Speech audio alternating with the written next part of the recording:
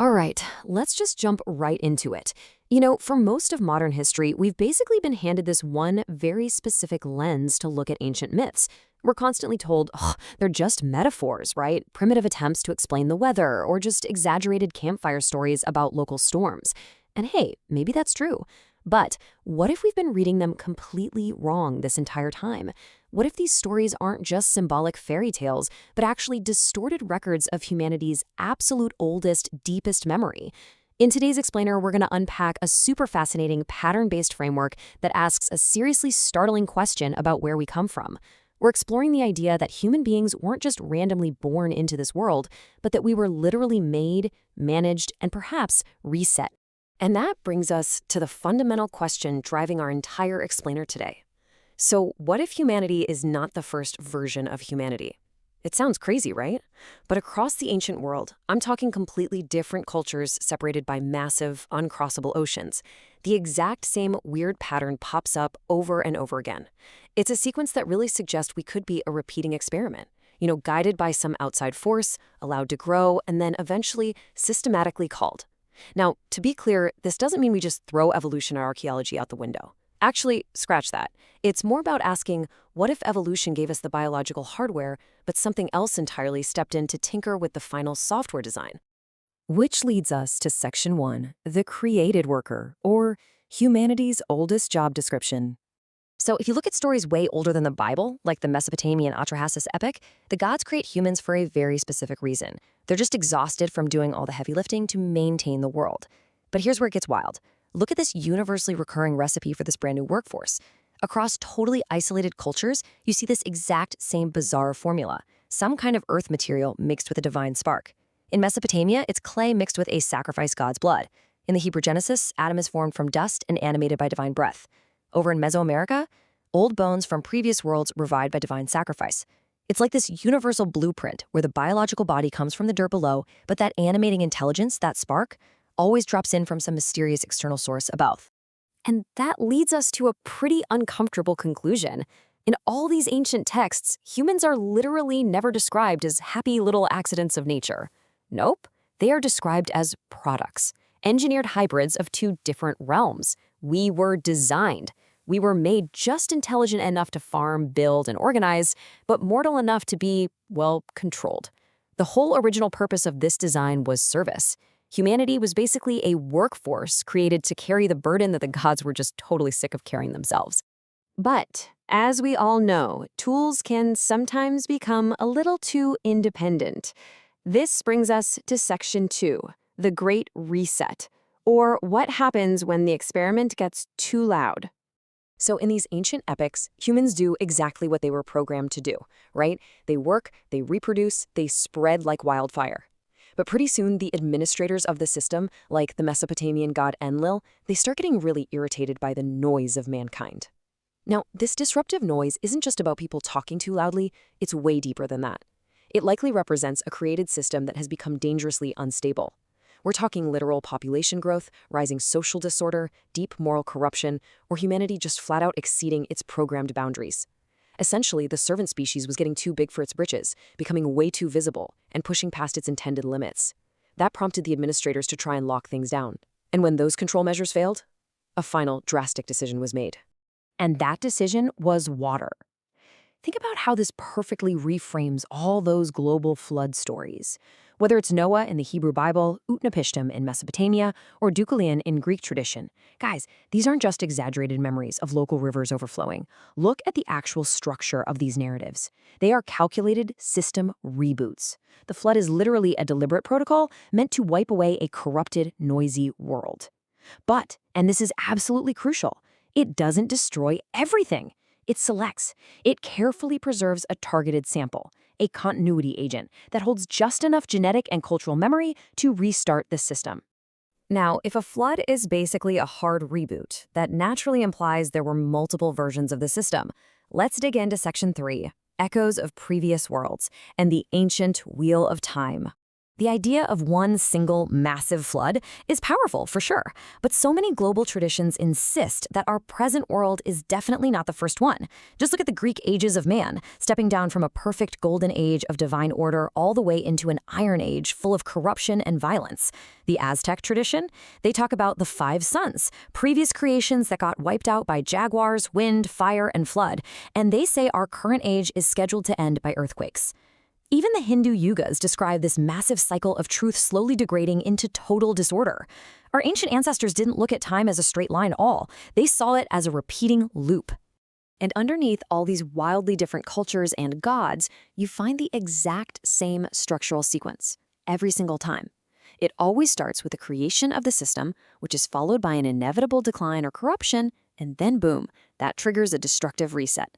But a remnant always survives to ensure the renewal of the experiment. This specific sequence is literally found all over the globe. It's so widespread that you kind of have to ask, is this really just a massive coincidence of human psychology, or is it a foundational human memory of an actual repeating cycle? So naturally, we have to look for physical anomalies that might actually line up with these ancient memories. Take the end of the Ice Age, about 12,800 years ago. The Earth went through this incredibly sudden dramatic climate shift called the Younger Dryas. Some researchers point to evidence of a massive cosmic impact that triggered megafaunal extinctions and insane environmental stress.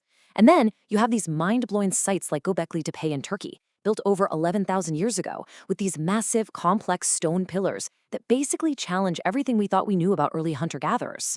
Now, I want to be super clear here. This is not settled science. But these anomalies act as fascinating wounds in human memory. They strongly suggest our timeline isn't nearly as smooth and linear as we've been taught in school. It looks a lot more like knowledge was lost, carried forward by a few survivors, and completely rebuilt. All right, let's see how this all snaps into an entirely modern framework in Section 4, the simulation layer. We're translating magic into code. Back in 2003, philosopher Nick Bostrom proposed the simulation theory.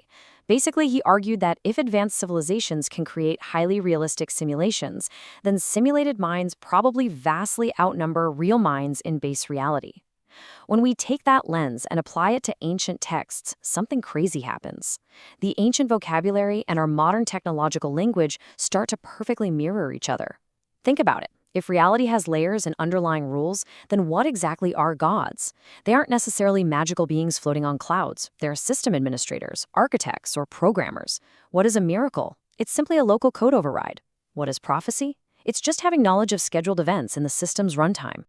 And this mind-bending translation just keeps going. Sacred sites, those places where the veil between worlds is supposedly thin, they could just be network nodes. Rituals are essentially user interfaces, ways for the generated avatars to ping the system architects. And mortality? Just a programmed limitation to keep the system running smoothly. But most chillingly, like we just talked about, the Great Flood translates directly to a hard system reset.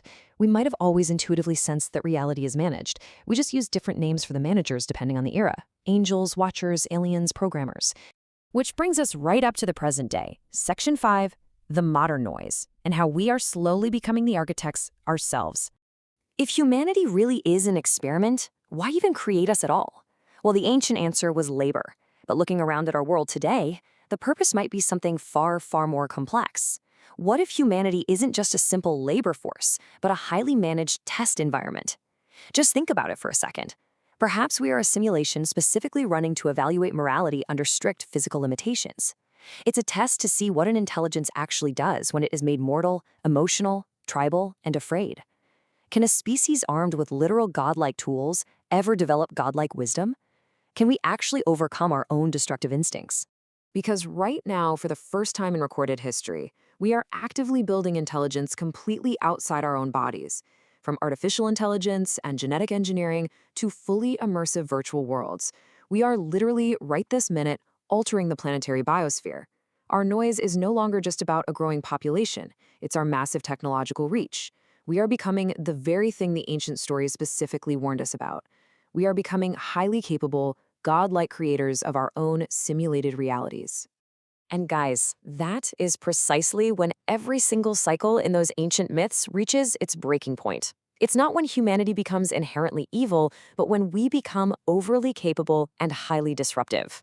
This quote captures a truly chilling realization. If reality is managed, our destruction wouldn't be some big emotional judgment. It would just be a cold, corrective protocol.